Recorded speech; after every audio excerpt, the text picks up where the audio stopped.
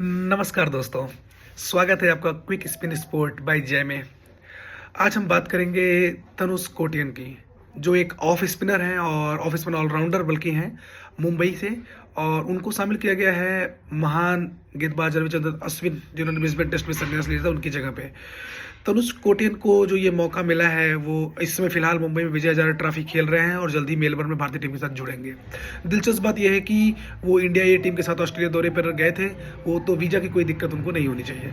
कोटियन के रिकॉर्ड पर अगर नजर डालें तो बहुत ही शानदार रिकॉर्ड है उनका। उन्होंने 33 फर्स्ट क्लास मैचों में 1525 रन बनाए हैं, वो भी 41.21 के एवरेज से। साथ ही 101 विकेट भी उन्होंने लिया है 25.70 की शानदार औसत के साथ। 2023-24 रणजी ट्रॉफी सीजन में अगर उनकी बात की जाए तो वो प्लेयर ऑफ द टूर्नामेंट थे। उन्होंने 502 रन के साथ बनाने के साथ साथ उन्होंने 29 विकेट 29 विकेट भी उन्होंने लिया था। सो हम बेस्ट ऑफ लक बोलेंगे और ऐसे ही हमारे साथ बने रहिए। Bye, peace out.